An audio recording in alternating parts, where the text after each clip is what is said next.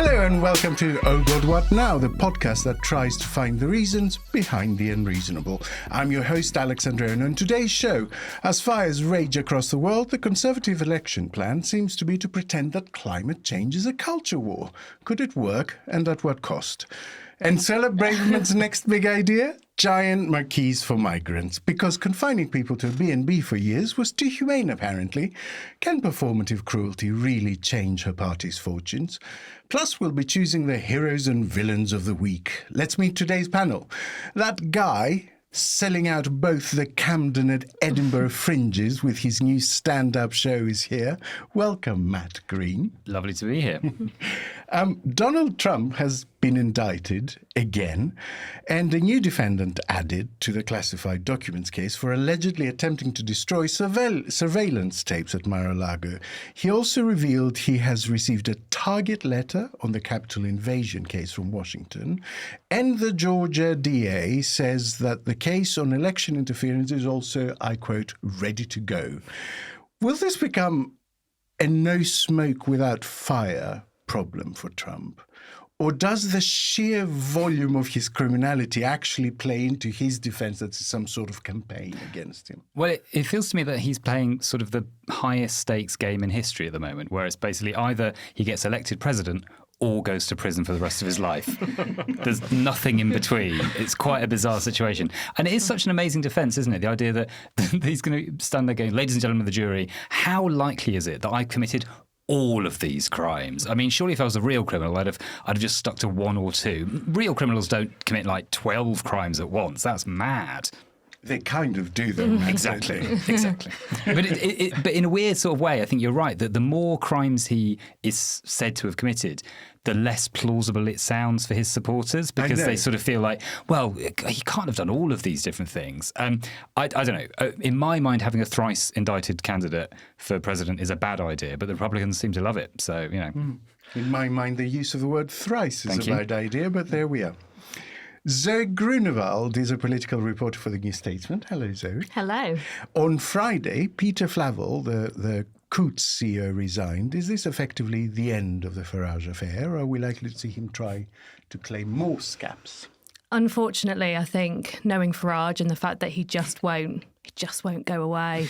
I think it's probably going to go on because he's bringing everyone. He had almost gone away. Yeah, you know those horror films where the thing is desiccated. Oh yeah, he's the Blob, and a drop of blood falls on it, and you just see it being absorbed. Yeah. Nothing happens, but you know. I know, and he's bringing everyone important along with him now as well. So Starmer, has got some sympathy for him, and Liz Truss wrote an op-ed today in defence. Oh, did she? Yeah, she did. I missed that. So Good.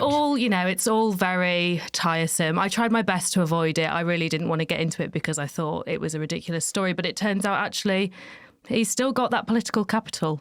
So who knows what will happen? I think, unfortunately, it probably isn't going away, and neither is Farage. Does he have genuine political capital? I mean, if there wasn't a rump of newspapers that were desperate to basically get off the disastrous Tory performance in the by-elections and get onto something else, would it have worked if his pulpit was confined to GB News? I mean, perhaps not, but at the end of the day, that is kind of what political capital is. You need a lot of media buy-in. So while he has that and while he has his GB News platform, I think, he's stuck with us like a bad rash. I have a cream for that.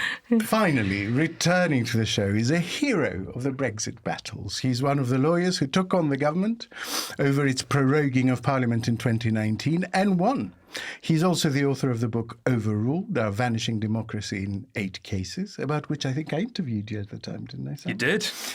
Sam Fowles, welcome back. Hi, thanks for having me.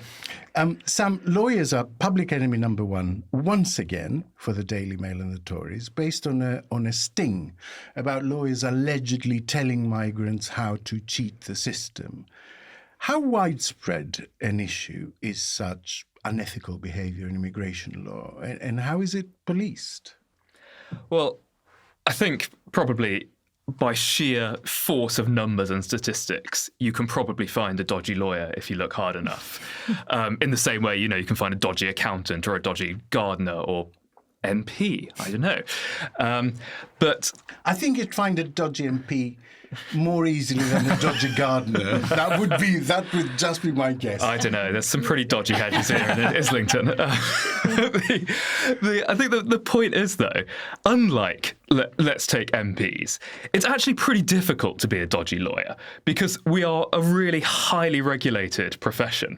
And the consequences of even something quite minor can be absolutely catastrophic. So there was a lawyer that, for example, I think she left some papers in the boot of her car locked. The car got robbed, and so the papers got taken. And this was an ethical breach because it disclosed data, and that was the end of her career.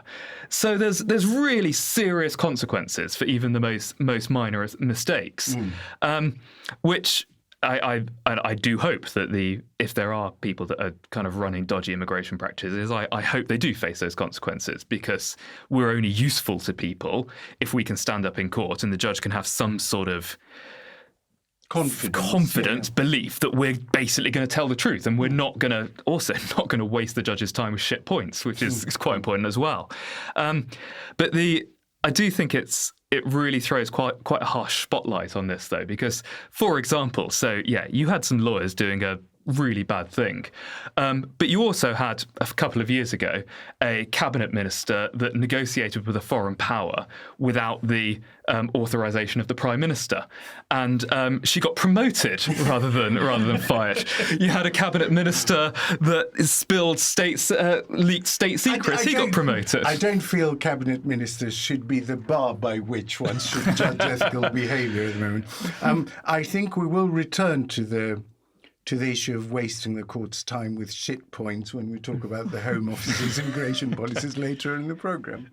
I wouldn't like to cast aspersions on any Home Office lawyers and the points they might be raising.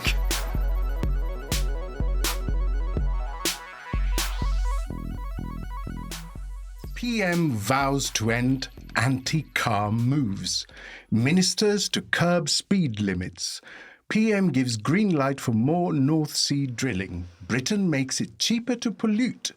I am on motorists' side. Just a selection of headlines from the last couple of days. I think I discern a pattern.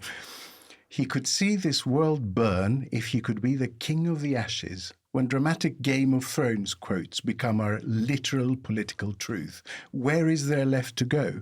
How did this plucky, amiable, tech firm middle manager who promised to bring integrity, professionalism and accountability back to politics mutate into an actual Marvel supervillain in the space of 9 months at the top? Zoe, this now seems a multi-pronged, organised attack. Can you briefly explain just the various fronts of it, as it were? So I think let's start with today. So today the PM has basically given the green light for hundreds of new licences for oil and gas exploration. This comes on the back of a op-ed that he wrote over the weekend, basically saying he was going to be pro-motorist, announcing a review into low-traffic neighbourhoods, and going even further and calling Labour the party of anti-motorist, so to speak. Basically, and then this has all obviously come on the back of just various climb downs on climate pledges from Sunak. So we saw Lord Zach Goldsmith resign because he said the PM wasn't committed enough.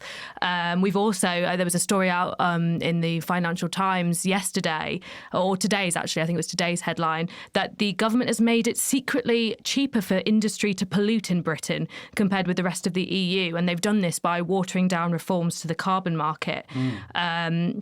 So obviously that's one of those policies that's gone slightly under the radar as well, but it basically hints at the same thing, which is that the government aren't really that interested in keeping a clean energy policy. And then, of course, you've got something that the Conservatives have been doing a lot over the last month, which is trying to position Labour as this kind of these zealot warriors who are hand in hand with Just Stop Oil, and they just want motorists. If only. Yeah, they just want to stamp on motorists and take all this lovely oil-free money. And it's basically just seems to be a concerted campaign that's ramping up now to position themselves as in opposition to Labour. They're on the side of the people and people's pockets and keeping costs low, whereas Labour want to push their green agenda at the extent of people's expenses. So we've seen this going on for a little while now, but it seems to have really ramped up post ULEZ, post Uxbridge, where we saw obviously what the Conservatives have spun as, the public don't want green policies. They don't want clean air policies. They want to keep their money. Well, obviously the two aren't mutually exclusive, but that's how they like to present it. I'm going to ask you a difficult philosophical question. Okay. Seriously, what can an opposition do when a government shifts to policies it absolutely knows to be wrong, right? This is the same government that was pushing these policies 2 months ago. Ultra-low emission zones and low traffic neighbourhoods and all of that stuff. So it knows they're the wrong policies it's switching to, but they might prove to be popular. What does an opposition do with that? This is almost like the big philosophical question for Labour, which is how far on a variety of issues. It's how far will they shift to the right to accommodate what they feel is this voter base that will allow them to win the election, to accommodate what this voter base thinks and feels. Now, I have a suspicion that this idea, which is often based on this sort of archetypal red wall voter, is grossly oversimplified, and actually environmental policies especially, they tend to be quite popular. A lot of people are sympathetic to net zero and see that we need to decarbonise to some extent. I mean, there might be varying agreements on how we do that, but actually I think the majority of the public are with the green transition. But this is Labour's big question, almost how far will they sacrifice their principles and piss off people in their own party to achieve electoral success? But what I actually think is, I think the public now, there's almost a danger that Labour and the Tories are becoming too similar. There isn't enough different ground between them. And I think when it comes to election time, Labour need to be able to stand on a front and differentiate themselves. This is a good issue. And I think it is. And, they pledged 28 billion months ago, and there wasn't a big uproar then. In fact, a lot of people thought that was a smart way of combining green growth with economic growth. They've only backtracked, really, because they're being poked and prodded by the Conservatives. And because the country's finances are so much worse Absolutely. than they were a year ago. Absolutely. But just because the finance are worse doesn't mean that people no longer are in support of net zero. And there's definitely a way that they can couch it, which is, look, this investment is going to be good for you. It's going to put more money back in your pocket. It's going to create more jobs. It's going to make Britain great again, so to speak. So I actually think this is something Labour are grappling with, but I really think, and I said this when we were, talking about chewing over the Uxbridge result the other week, they need to hold their nerve, because I think what people are starting to want to see is actually Labour putting their foot down and standing for something. And I think the environment is a very, they've got ethics on their side, they've got the world on their side, they've got science on their side. Majority opinion on exactly. Their side as well. So they should hold their nerve, I think. Matt, low traffic neighbourhoods, just like ultra-low emission zones, are actually a government policy, still are a government policy.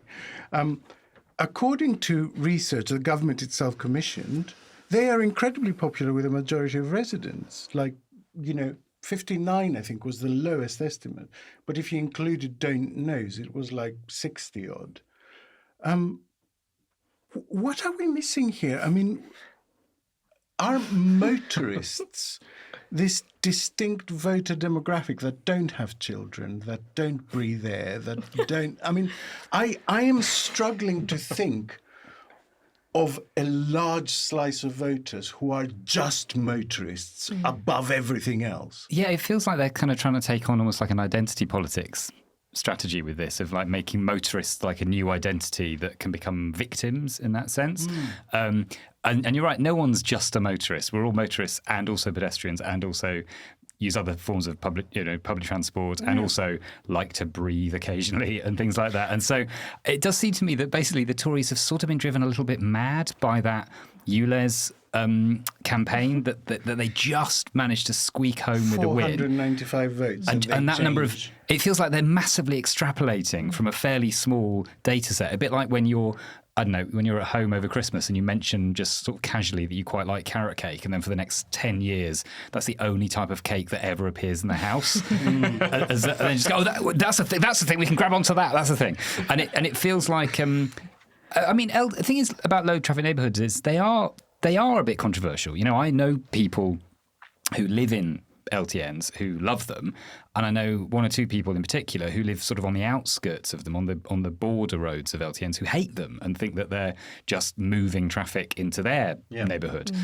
So it is complicated, and I can see that there could be a way in which you could make a strong argument about it. My only experience of them really is getting trapped in them on the way to gigs, where I've tried to cut through part of, like, I went to a gig in Oxford once, and I tried to sort of take a shortcut that my sat-nav took me on, and I just got stuck in an LTN and was just going round and round and round for ages. And I feel like maybe Labour would do really well if they pledged to make sure that all sat-navs would be updated with all the low-traffic neighbourhoods in every area. That would really help, because that's the only reason I don't like them. It just drives me mad.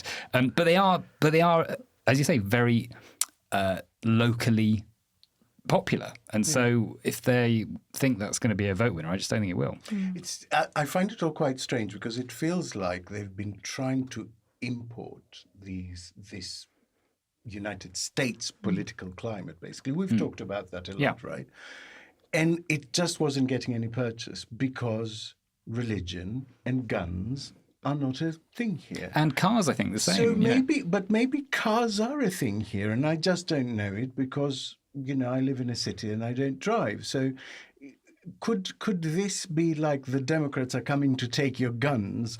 Could this develop into a big thing that Labour are going to take your cars? Sure, and I think petrol prices, obviously, when there was the petrol problems in the last couple of years, that did cause a huge issue. And obviously Blair had the issue when the petrol stations were being blockaded, and suddenly that was the closest he felt like he was getting to a really serious issue. I think it was in their first term, wasn't it? And I think you're right. I think motorists do have a certain amount of political sway, but I think that's like not as big a sway as they think it will be. And I think in the end, people will be more interested in the environment. I think it's a bigger deal. Ian Duncan Smith jumped into the debate, which should be enough to convince anyone that this is the wrong side of the debate, to say that it is not greener to import fossil fuels, which we will have to do. Doesn't he have a point?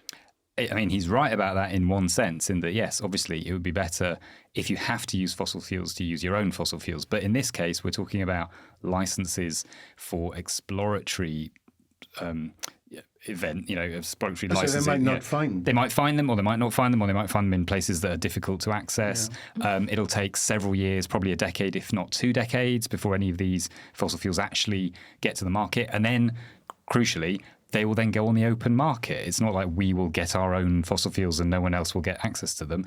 They'll go onto the open market. So it just feels to me like investing in fossil fuels. Because all the companies are basically multinational. Exactly. It's not UK PLC doing it. It's giving licenses to other companies to do it.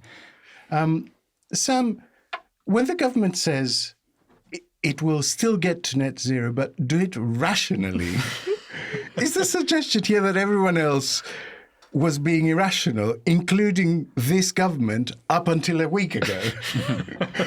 I think the suggestion is you're not supposed to think that closely about it. I think what this goes to... Because, I mean, on the surface of it, who could object to that? Yeah, well, we were like rationality, don't we? Want to get there, but sensibly.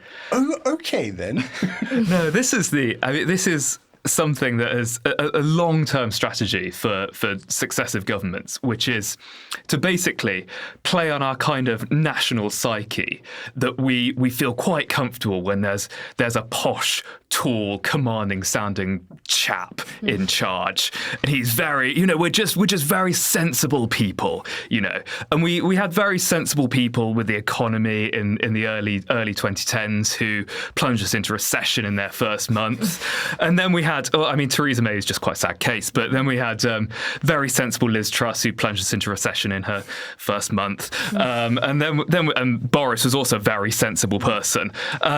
we don't need to say it, but and they just the shtick is to just dress up whichever the latest batshittery is as we're just doing a very sensible thing. Yeah, this we can have cake and eat it approach is quite chillingly reminiscent of the Brexit debate, right? I saw, I think it was Andrew Bowie was doing the media rounds on Monday morning, going, oh, no, every time he was asked, isn't all this stuff, doesn't it go against all your climate pledges? And he was going, no, we can do both. We can do both. We can burn more fossil fuel and somehow get to net zero as well. And it seems to me it's a bit like the thing that they keep talking about today is carbon capture. That's their big thing is, well, but we're going to do carbon capture. And in a spectacular demonstration of the fuck around and find out principle, literally on Monday afternoon, as soon as they announced this stuff, a billionaire investor is basically saying, I might pull out of UK investments if that's their idea of green policies, to back these sort of debunked, notions of, we'll just take the carbon and bury it under the ground and it will be there for millions of years, unable to hurt you. It's like it seems to me like carbon capture to me feels like the something of climate science, like in the sense of like when you're writing a sketch or a story or a article, you get halfway through and think, I don't quite know how to link A to B. I just write something, and then you come back to it later, and it just feels like that's basically what it is all the way through. It's like, and then we'll have some carbon, and then something, and we won't have any carbon anymore. The underpants, no. Yeah, it's like, hang on, can we just go back to the something, and everything I've read about it today, and there's all these explainers of how it works, and there's always just a moment where it says, this hasn't actually been done yet, but there will be at some point it will happen. Sam, what I wanted to ask you in this is, I spent all of Monday watching sort of very professory types on TV explaining all about the figures and why it doesn't work. Is there a danger that, just like the Brexit debate, the truth gets lost in the sort of figure quoting weeds? Or is there a direct, catchy way to counter the lie? To just say no? Yeah, well, I think there's definitely a danger because this has not come out of nowhere. This change is not because Rishi Sunak woke up and was like, God, I just love my private plane. I better say something good about it. He says that every morning. I bet you. Well, I mean, who doesn't really? No, this is a campaign that's been running for a long time now, and you had a bunch of sort of US billionaires starting to put some money into the anti-net zero campaign, and they got the IEA on it, they got Policy Exchange on it, and then they got their sort of pet politicians and speakers on it. So this has been going for a while, and you've got Rishi Sunak sort of basically kind of seeing which way his bread is buttered, and that he's going to have huge support in the general election of just bashing on this message of all this scary green stuff that's done by people in Islington is going to make you poorer. So let's react against it and give it a spanking again, like we did with Brexit. And that works. That's a good argument. But I think what we're missing in countering it is having a positive vision of net zero. Even the word itself, right? Net zero, it's sort of negative. It's what we're not going to get. Why aren't we talking about the fact that you could literally pay about £100 a year for your energy bills with solar upgrades? You can travel so much more cheaply if we do sort of expansion of of public transport that is needed to make net zero work. All of these really good, positive things that will make your life easier on a day-to-day basis must be vote winners, right? But we don't really talk about that. We just talk about these grand global campaigns, and the politicians kind of go and they get their picture taken at the global summit. And all people here as well, you've got to make sacrifices, you've got to dig in. Ed Conway wrote a piece along the same lines last week, which said basically climate policy at the moment is all stick and we Yeah. do need some carrot. And there is a lot of carrot, so it's Well, like carrot sticks. weird. Yeah. So, Zoe, can I ask you, could it be, we see big profits. Last week it was British gas, but there's constantly various. And all of this money, it's quite expensive. And all of it will go into subsidies for big global giants. Might there be a way for Labour to turn this into they're just giving more money to their mates? Their priority is the big companies. Yeah, they definitely should. I mean, the concern is, does that stick? Do voters really take that in? But I actually think there's a really good argument, as you say. I mean, we know, for example, that the chief executive officer of a company called Enquest, which has already got dozens of licenses for North Sea oil and has won 4 more for carbon capture, our favourite thing, has basically donated £500,000 to the Conservative Party over the past decade. So we know that there are these links here, and whether or not they actually are influential. I mean, they'll say that they're not. But of course, when there are donors involved, that there's a certain, carrot and stick. Here comes the money, and this is what we expect back. They will say that while pointing out simultaneously that Just Stop Oil, cousin twice removed from a Labour donor, is definitive on their policy. Absolutely. And obviously, this is Smog basically revealed in March that the Conservatives have received 3.5 million from polluters, fossil fuel interests and climate deniers just in 2022 alone. So there's a huge lobby here that are funding the Conservatives. And this this also gives, I think, gives Labour a great defence, and also is why they haven't really taken seriously any of those letters from Greg Hands asking Labour to nicely return their donations from Dale Vince. So, I mean, obviously, the Conservatives have tried to take this narrative for themselves and push it on Labour, but Labour have got a great defensive line and plenty to point out about the Conservatives' own interests. I also think this fits very much with the narrative that voters have had for the past year or so, which is it just seems like the Conservatives rule through a chumocracy where they do things in the interests of their friends and their donors, and it's one rule for them and another rule for everyone else. That could be quite strong. Yeah, so I think Labour should exploit that. I think in the past it maybe hasn't, they've tried to use that and it hasn't really appealed to voters so much, but I think if they capitalise on the events of the last year, I think it'd be quite successful. So in the 3 recent by-elections, there was very little to the right of the Tories, right? The UKIP successor vote has all but disappeared. The Greens did well. 10 days of focus on ULEZ has not moved the dial on the polling at all. I mean, the Tories have actually lost a point in the last 10 days. And there has been a little bit of fight back from within the Conservative Party. Former Energy Minister Chris Skidmore was raging about this being on the wrong side of voters and the wrong side of history. So what votes are the Conservatives going for here? I don't understand what is the untapped reservoir of voters that they're trying to entice. Well, it feels like the wrong side of history is their current campaign slogan, which they're really, going for it now and going, we are going to really stick it to the future and we're going to really stick to the past. I think that it seems to be just a kind of a base strategy of just really hold on to our base and grab a few motorists and see if that works. But yeah, it does feel like they're flailing to me. Yeah. I would take a different view, actually, because so the thing is, to win, we kind of pretend in Britain that we sort of live in this place where the Parliament reflects a majority, but actually it hasn't done so since 1936. That was the last time. So you don't actually need to win that many people over to win an election. So what the Conservatives need to win in 23 or 24 or wherever is just a hard core of people that are sort of pissed off about enough things that they can blame others for in a certain number of constituencies.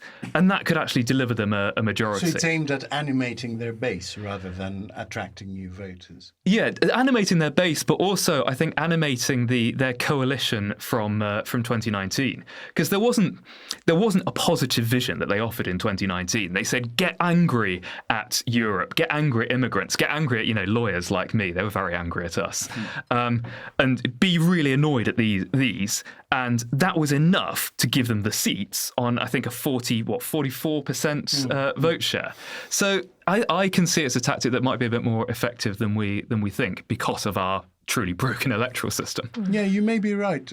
My view, for what it's worth, is that I think this is an overreading of the Uxbridge result, supported by an overreading, I think, of focus groups and polling, which I'm sure they've done internally, because I think people are so switched off by them that when you ask people, do you think they might be better at managing the economy? They go, no. Do you think they might be better at managing the health system? No. Education? No.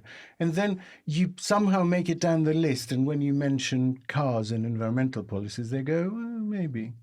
And that is interpreted as the sole hook on which they will hang their next election campaign. I think it might turn out to be a mistake, but I think it's a bit, I kind of agree with you. I also think there's a bit of sort of random strategizing going on, which is that they're trying to set traps for Labour by throwing out things that they know are going to unsettle Labour. You know, it's already caused a row between Sadiq Khan and Keir Starmer, for example, over ULEZ. But I also think there's a little bit of, this could be a wedge issue. Maybe. Let's have a look. Let's see. Let's try it. Write an op-ed.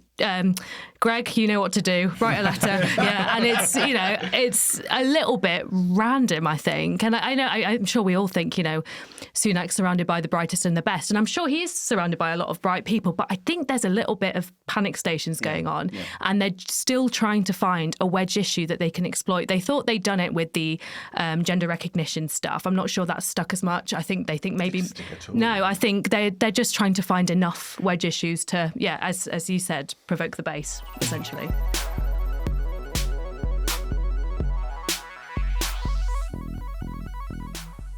Next up, time to choose our hero and villain of the week, who merits a big slice of cake and who deserves a big dollop of caca.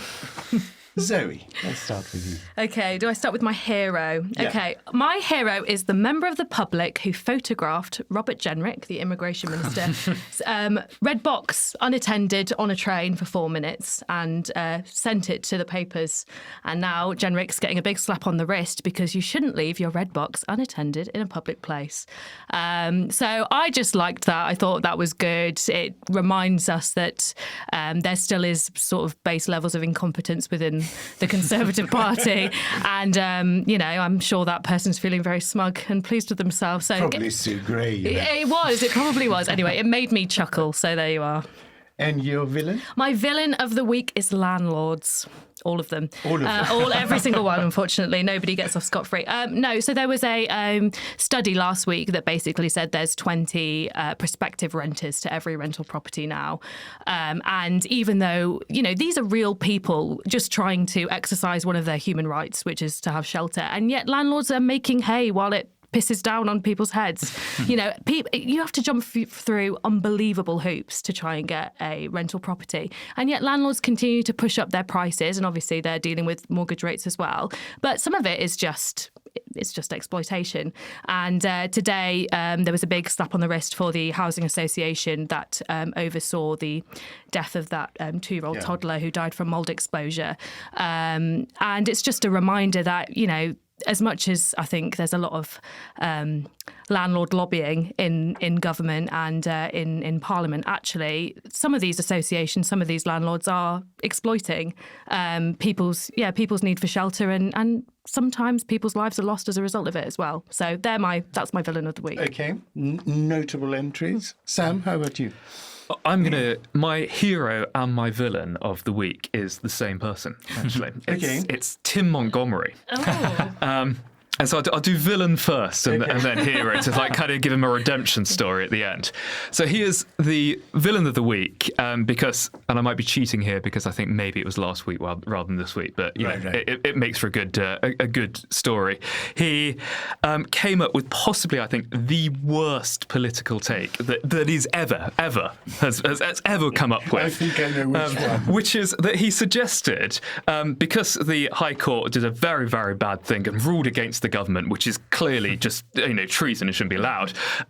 He said, well, really what we need to politically appoint the court. And he said this on the day when the world's most famous politically appointed court, the US Supreme Court, came out with 3 of the maddest judgments, topping last year when it came up with a judgment that was based on the writings of a 16th century witch hunter.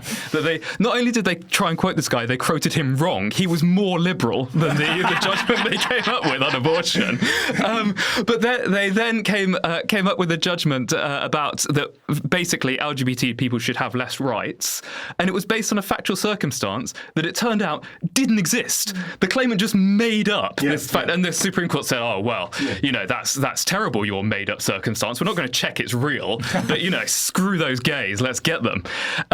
So, villain of the week for the stupidest take ever. Hero of the week. For his tweet about Rishi Sunak, because when Rishi Sunak tweeted that Labour are in league with criminal gangs over immigration, which seemed to be, I'm going to say, something of a stretch, he tweeted saying, no, this is not acceptable. You should do better. And I really respect that, because clearly Tim Montgomery's bread is buttered on the Rishi Sunak side. Lots and lots of commentators of his ilk were going, yay, let's get those criminal gangs that are led by the former Director of Public Prosecutions. Mm-hmm. And he didn't. He bucked the trend. We live in very partisan times. It's nice to see someone at least try and get a finger's grip on some ethics. Okay. How about you, Matt? Well, on a similar sort of level, my hero is not someone I would probably consider a hero most weeks, is former CIA officer and former Republican Congressman Will Hurd, who's running for the presidency, and I wouldn't put any money on him. Let's put it like that. The one that got booed. Yes, but he got booed at the Lincoln dinner in Iowa, a big Republican event. And the reason he got booed is because he said at the end of his speech, and it's worth watching because he does quite a rousing speech about what we need to do in this party is sort of bring people together, and quite a uniting speech. And then he says, and the only reason that Donald Trump is running for president is to stay out of jail. And they booed him. And I thought it was at least a nice moment of someone telling the truth at a Republican event. And that's quite a rarity these days. And yeah, he won't win and he'll definitely lose immediately. He said it. But he said it. And it was reported. It's out there. Yeah. I thought that was that was heroic in a sense. And villain would be Netanyahu, because the judicial reforms in Israel are being pushed through ever more. He tried to push them all through last year, and there was massive protests, and he's now pushed a few through. But he seems to be in no way backing down, despite the fact there are these enormous protests against him. And it does feel like a situation where Israel is slowly becoming less and less of a democratic place, and that's a real, shame. Okay, so my decision is I'm going to go for Sue Gray for taking that photo. Taking the photo of the red box. Good on you, Sue.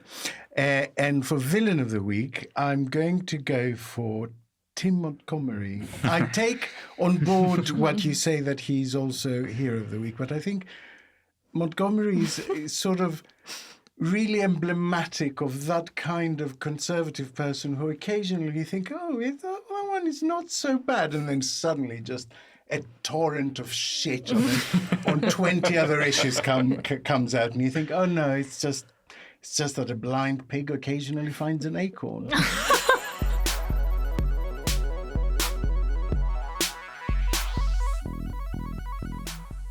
Meanwhile, in another part of the forest, unbeknown to our brave heroes, a twisted, malevolent force was gathering strength. Yes, I am talking about Suella Braverman's latest. The Home Office is reportedly buying giant marquees, which will house up to 2,000 asylum seekers. Only giant marquees makes it sound like everyone will mingle and have canapes. Big tents is what we're talking about. We will take people fleeing war and dump them in the middle of a field. This comes just days after Suella Braverman was found to have broken the law by denying £3 a week to pregnant women and children under the age of 3. And the first asylum seekers are due to arrive on the Bibi Stockholm, our shiny new prison barge, today. But apparently the local fire service have not cleared this. What could go wrong? Matt, considering these things are done primarily for show, are you surprised by just how badly they're organised? Well, no, because they are done primarily for show. I mean, the answer's in the question, because they are essentially a PR exercise, and it feels like that's essentially what's happened is someone's gone, what could we do? Could we get a barge? Could we get a boat? Oh, there's probably a boat somewhere we could get. Yeah. And they haven't really thought about it. They haven't checked whether it's actually seaworthy. They haven't checked that it's not a massive fire trap. I mean, someone from the fire service described it as a potential second Grenfell, and you think floating Grenfell. It's just that's just a horrible idea to have out there. But they obviously think that it's not about that. It's about winning the headlines. It's about the base strategy that we've already talked about.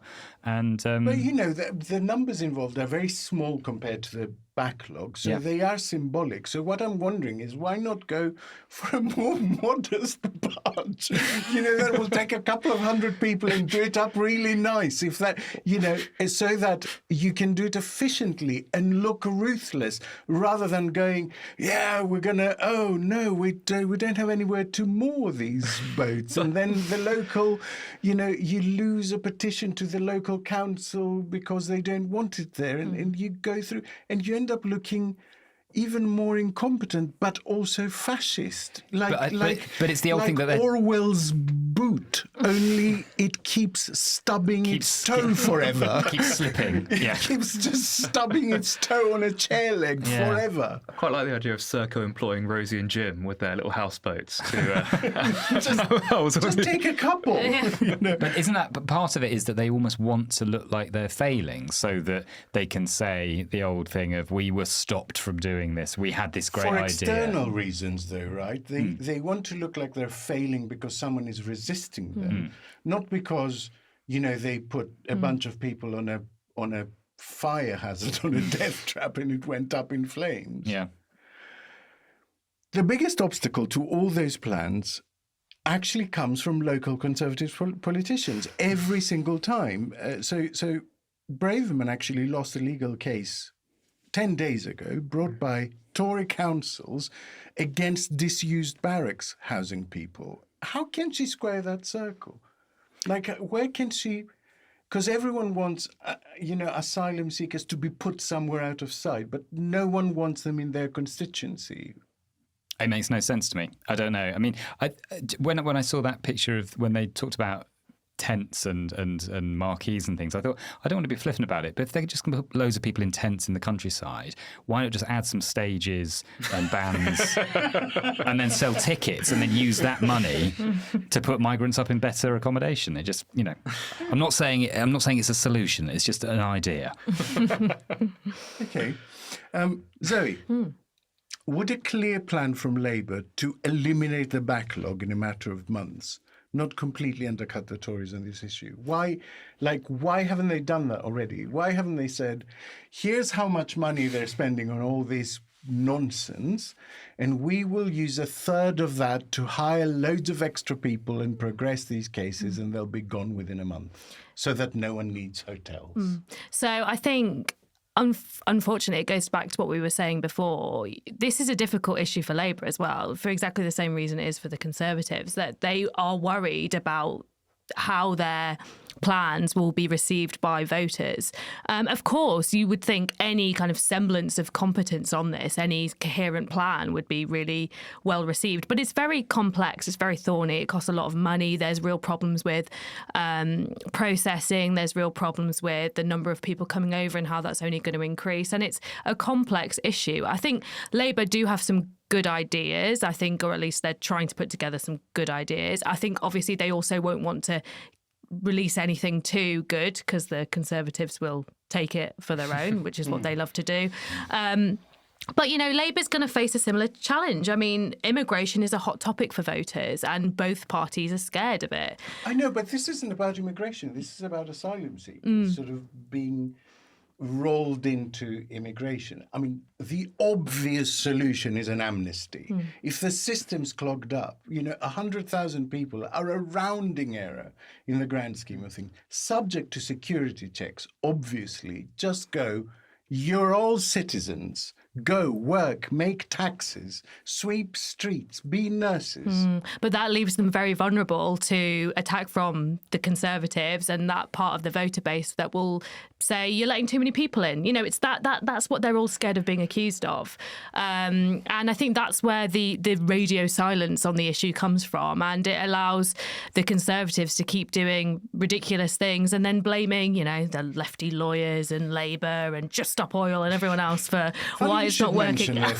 Sam, so Braverman lost 2 more cases last week. One, like I said, on a £3 supplement to pregnant women and children. I mean, this is proper fucking Disney villain stuff, right? And another on housing unaccompanied children on their own in hotels. I mean, it's extraordinary that a court needs to come along and say this. So the sums are so small. What do you think is the actual end game here? Well, first, I will say Suella used to be a member of, never a member of my chambers. She was a pupil at my chambers. Right, yeah. Because she's been made an honorary case. Yeah. She's nowhere near. Yeah. She's quite a rather inexperienced junior. Yeah. But what I was going to say is from what I hear, she wasn't a stranger to losing cases during her career at the bar. I think I think the end game is, I think it's the politics of being a dick to people. And you see this in the US, right? The goal of so much Republican policy isn't actually to make anyone's life better. It's to what they call own the libs. And we've seen, we've got 10 years, if not more, of failure to actually improve people's lives. There's very few people in government who even know how to do that, who even got any experience in sort of public policy or running businesses or making someone's life better. But what they're really good at is making someone's life worse. So the idea is that our pitch to you as a government is we're going to get these people you hate and that we're going to make their lives as bad as possible so we can all get behind making these people's lives that you don't like really shit. And that's the pitch to the voters. That's why they want. That's why people are going to vote for them. Marvelous. The Illegal Migration Act has been deemed to be at odds with international law. There was a letter from a Lords Committee last week that expressed concern that between the Illegal Migration Act and data protection concerns, which are being also watered down, the UK might end up being excluded from the sharing of police and security data by the EU. And the impact would be that we would be much worse at sort of finding these international gangs and stopping this stuff. I mean, so do you think that's a realistic thing, that the EU might actually go, you're going too far? Well, I mean, the EU has form. In the Schrems case, which was about whether the United States had sufficient data safeguards in place. Scuppered a much bigger potential deal. It really did, and there was real questions for quite a while about whether you were going to send, and this wasn't just criminal data. This was everything from Europe to America. So there's certainly parties in the EU that take data sharing and take privacy really, really seriously. And it's particularly serious when you get to this sort of criminal-related data, because obviously a huge, and certainly by in terms of how much money it makes, the crime that makes the most money is transnational. Now, criminals are as effective as global banks in operating transnationally, and so police have to do the same thing. So you have to share fingerprints, DNA, photographs, criminal records, and these are shared transnationally between different agencies. But the problem with that is maybe it's justifiable if you're doing that when it's about a criminal, but you don't always get it right. We don't always target the right people. Some people are found innocent. And so we have to be really, really careful about the safeguards that are put in place. So if the EU start to feel that just Britain is not up to scratch and not to be trusted with this really sensitive data, then I think there will be significant political pressure at EU level to whether that's suspending all of the TCE or just suspending parts of it, then I think that's a real problem. Zoe, received wisdom is that this will make the UK a pariah. This is a question I ask a lot because it worries me. Might it make it a paradigm? Because I think there is an assumption on the part of, progressive people that the world will look on in horror. But might there be a lot of countries that look on with interest and think, I think we are seeing a rise in nationalism across the world. We've seen it in the US, we've seen it in Europe. And I think that is a response to, it's almost like a swing back from when we became very sort of cosmopolitan and we were globalizing and everybody was, the internet hastened the spread of globalization as well. And I do think as a result, the resulting issues we're facing and things like climate change, mass migration, a lot of countries are leaning towards the right because they don't know how to deal with these issues and they sort of want to close the doors. But you can't close the doors. As Sam was saying, the horse is bolted. Crime now is transnational. So many problems we face are transnational and you really need to work together with other countries. I do think there will be, it was the same after Brexit. There were conversations about which country will be next, which country will want to leave the EU next. But you don't have to look too hard at what's happened in the UK since to realise it might not be that wise of an idea. We are the slowest growing economy in the G7 and all sorts of other uncomfortable statistics that the Conservative right like to pretend will be fixed by just closing our borders and, leaving the European Convention on Human Rights. I was watching Indian business news today, don't ask me why, and they were just admirably clear they were going, the UK economy is a fucking bin fire. And these are the 6 reasons why. And they went austerity, lack of investment in infrastructure and R&D, Brexit, the COVID pandemic, energy prices, yes, those things that the Conservatives always cite. And then the last thing was insufficient housing stock. And they did it so simply and so plainly. You think, that's it. That's great, yeah. That's the actual situation. Summed and those it are the 6 reasons. And 4.5 of them are entirely within the gift of this government to fix or make worse.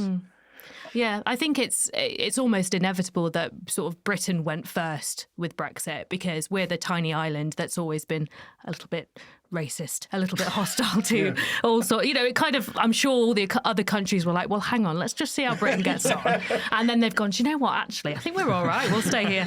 Yeah. The EU is currently being a Greek mother going, if all your friends jumped off a cliff. Exactly. Don't you think there's an irony, though, that one of the most... Just the one. One of the most globalised movements is the nationalist movement. And they literally have global nationalist conferences and global nationalist networks. Yeah. Let's work together to be apart. Matt, I go back to something we were discussing under the previous topic. There is no evidence in the overall polling figures that this makes a dent in the Tories' 20-point deficit. So why persist with it? I mean, is it possible that they're looking at internal data and they see that it actually stems an even worse voter flight than we're seeing? So we don't understand it because we don't see their position improving. But is it possible that without this anti-environment and anti-migrant stuff, they would actually be on 15%? I guess so. I mean, you said earlier that there's no one on the right at the moment, and I suppose that's what they're worried about, is that obviously Farage has popped back up in the last couple of weeks as a figure that suddenly is everywhere. And surely they must be a bit worried about that at the moment they don't have anyone on the right of them, but that could always happen, and there's time enough for him to pop up and say and campaign on this or campaign on something else, or somebody else could do that as well. And I also slightly worry that it's also them seeing how skittish Labour are at the moment about the defeat For sure. in Uxbridge, and almost seeing how far they can push Labour, because it feels like they're saying, well, we're anti this, and Labour keeps sort of going, well, I guess we're sort of a bit anti that too. And and as you said earlier, it's like at some point Labour have to actually take a stand and say, no, we're not going to do that. But it feels like Starmer and his team are being quite careful, is a polite way of putting it, about actually being clear about a lot of these things. And at some point, it goes back to what Sam was saying about lawyers. You see, the culture is one of risk aversion. But it's Really true. depends on the lawyer, though, doesn't it? No, it doesn't actually. I mean, I used to be a lawyer, so I think that it is about assessing how the worst case scenario of X plays out, and avoiding it. I think actually, to defend my profession, and you know, some of the best lawyers I've seen who have stood up in court and you've gone, God, that's a mad argument. They're never going to win with that, and then they do. But I think actually it's so many people who work in politics know politics, and when you do a politics course, the first thing you get taught is that analogy of a beach. And if you're going to sell ice creams on the beach, where do you put your ice cream stand? And the place where you put it is next to the other ice cream stand, because then you get the big bit and they get the small bit. And that is literally politics 101. That's what the course is called. And I feel like there is a generation of people working in politics who have just totally internalized that, and maybe they're right. Maybe that is the absolute right way to go. But what we're seeing from Labour seems to be just applying that tactic to the nth degree.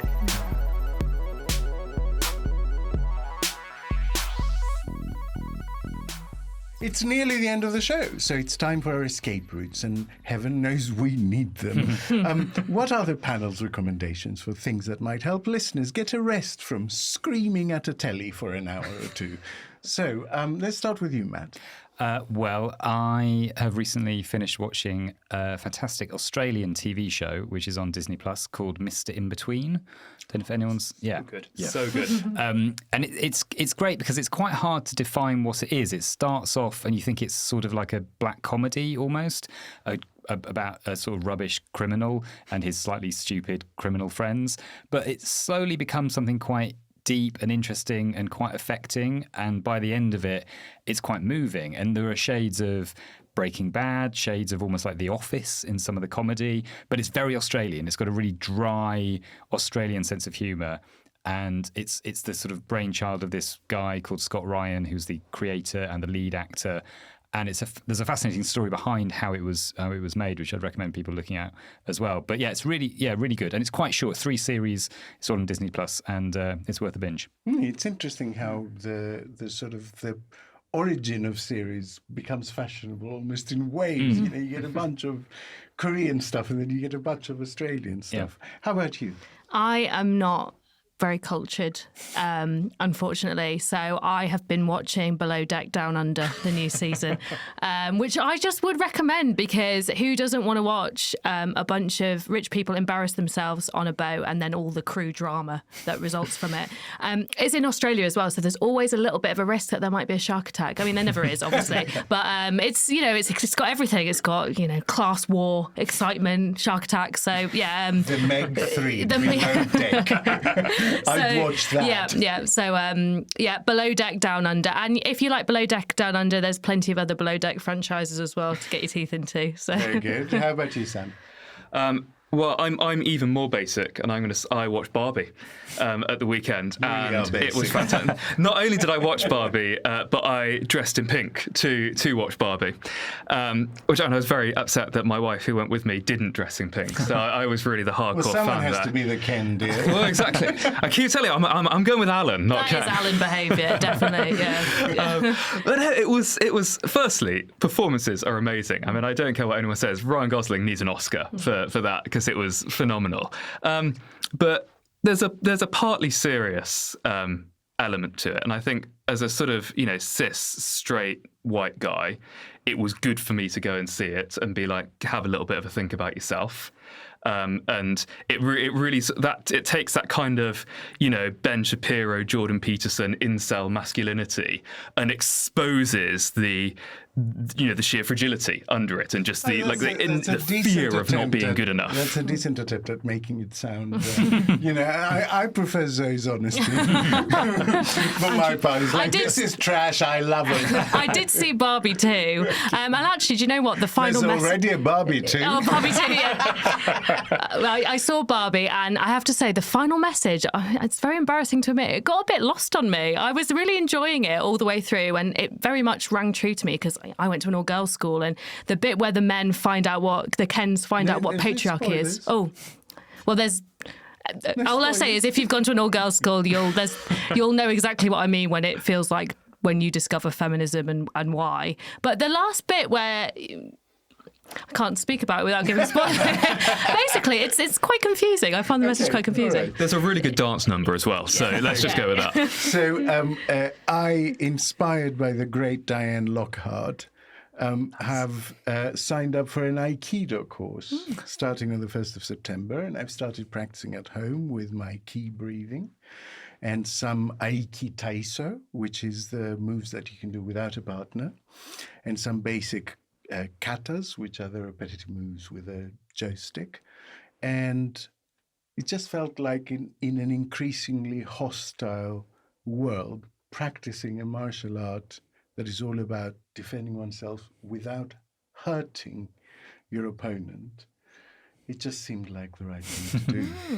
And with that, it is the end of the Tuesday edition of Oh God, What Now? We will be back on Friday or Thursday if you're a Patreon backer. All that is left for me to say is domo arigato gozaimashita. Zoe Grunewald. Thank you. Matt Green. Thank you, I think. And some Fowles. Also, thank you. Thanks for listening, and we'll see you next time.